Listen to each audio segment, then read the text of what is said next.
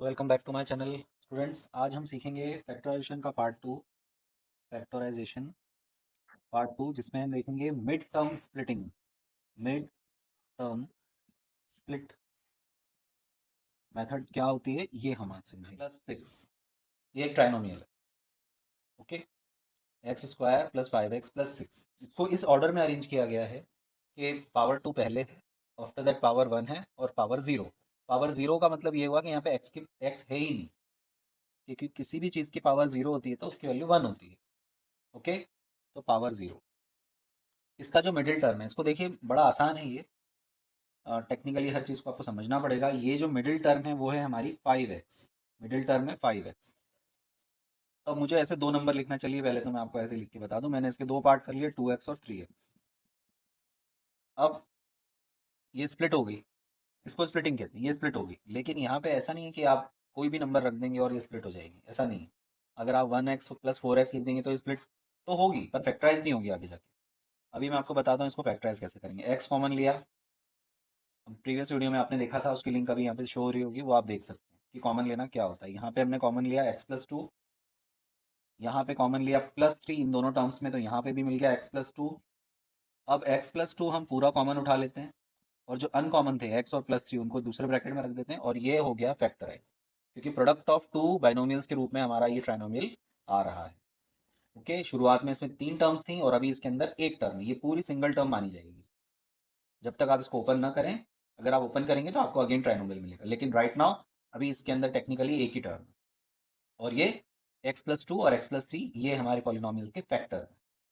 आगे इसका क्या यूज़ होता है, उसके इसका यूज़ क्लास 9 के बच्चों को जीरो निकालने में इसका यूज़ होगा, और क्लास 10th वालों को इसका यूज़ रूट्स निकालने में होगा। ओके, और अब क्वेश्चन ये है कि ये नंबर्स मुझे कैसे मिल रहे हैं 2 और 3। जैसे मैंने आपसे कहा कि अगर आप 1x और 4x लिख देते 5x के बदले, तो ये स्प्लिट तो हो गई, पर फैक्टराइज नहीं होती आगे जाके। क्या है इसका मतलब, और क्या शर्तें हैं इन दो नंबरों को लेने की। तो देखो, इन दो नंबरों को लेने की शर्त ये है कि इन दोनों का प्रोडक्ट एक्स स्क्वायर के कोफिशिएंट और विदाउट एक्स वाले कोफिशिएंट यानी नंबर के प्रोडक्ट के बराबर होना चाहिए। फिर से मैं बता दूं, एक्स स्क्वायर का कोफिशिएंट हमारे इसमें इस इक्वेशन इस पॉलिनोमियल में 1 है, कांस्टेंट टर्म 6 है। इन दोनों का प्रोडक्ट क्या आ रहा है, 1 × 6 6 हो रहा है। मैंने जो दो नंबर सिलेक्ट करे वो किस प्रकार है, वो इस प्रकार हैं कि 2 + 3 आपको मिडिल टर्म 5 भी दे रहे हैं, और 2 × 3 आपको प्रोडक्ट 6 भी दे रहे हैं। तो ये शर्त होती है। आप जो दो नंबर चुनेंगे उनकी शर्त ये रहेगी कि उनका सम आ जाए मिडिल टर्म के बराबर, सम या डिफरेंस मिडिल टर्म के बराबर, और उनका जो प्रोडक्ट है वो एक्स स्क्वायर के कोएफिशिएंट और लास्ट वाले कांस्टेंट टर्म के कोएफिशिएंट, कांस्टेंट टर्म के प्रोडक्ट के बराबर आ जाए। ये शर्त होती है।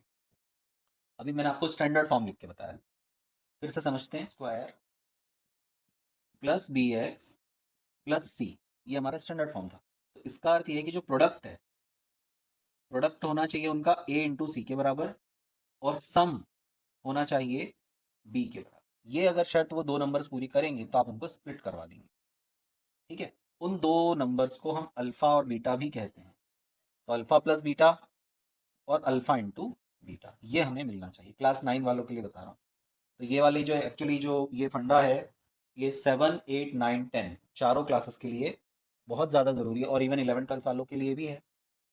तो ये समझना जरूरी है। एक दो और एग्जांपल्स देखेंगे। पॉलिनोमियल अगर मैं इसको कंपेयर कर रहा हूँ ax² प्लस bx प्लस सी से, तो जैसा कि मैंने अभी आपको बताया था, प्रोडक्ट a × c, नंबर जो चुनेंगे उनका प्रोडक्ट a × c, और जो सम है वो b के बराबर। अब मैं नंबर्स लिखता हूँ। ओके, हम ये पता करते हैं कि a और c क्या है। हमारे इस सिचुएशन में a है 2 और c है 10, मतलब 20। मुझे दो नंबर ऐसे चुनने हैं जिनका मल्टीप्लाई कराने पे 20 आता हो। दूसरी बात, मुझे दो नंबर ऐसे चुनने हैं जिनको ऐड कराने पे 9 आता है। ओके, दो नंबर ऐसे सिलेक्ट करने हैं जिनको, जैसे 9 तो आपका 1 और 8 से भी 9 आ जाएगा, पर इसका प्रोडक्ट 8 आएगा जो कि 20 नहीं है।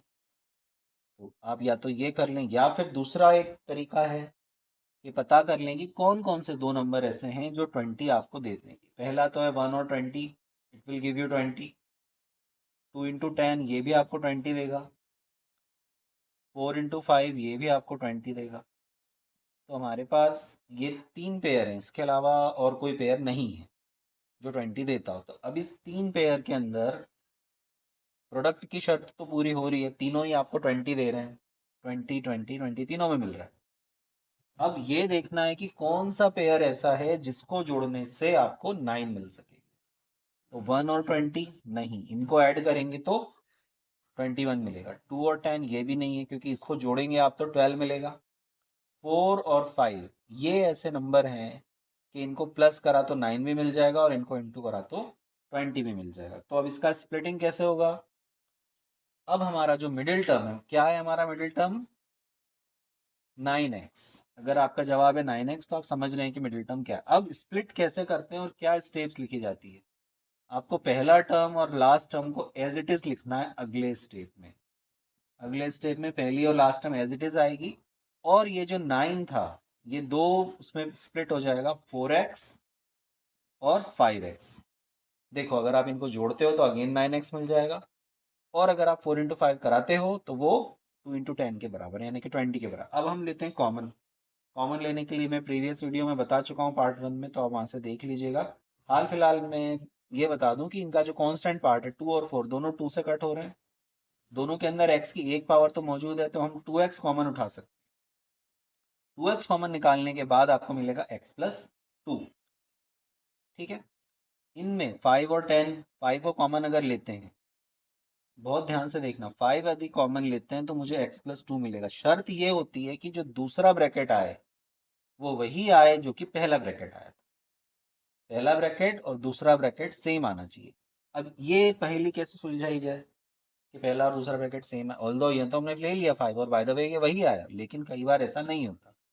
उस स्थिति में आपको पहले ब्रैकेट का ये जो x वाला टर्म है उसको देखना होता है, और ये वाले सेकंड टर्म को देखना होता है। देखो ये x है, ये 5x है, कितने का चेंज आ रहा है? 5 गुना, प्लस 5 टाइम्स बढ़ रहा है, तो आपको प्लस 5 को कॉमन उठाना है।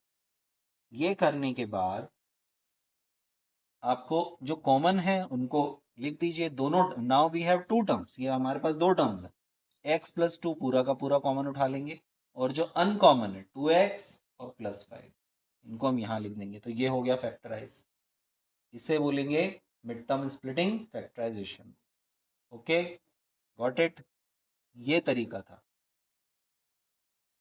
ऐसे और सम्स आप लोग ट्राई कीजिए, और वीडियो अच्छी लगी हो तो शेयर और सब्सक्राइब कीजिए और लाइक कीजिए, कमेंट लिखिए। Thank you.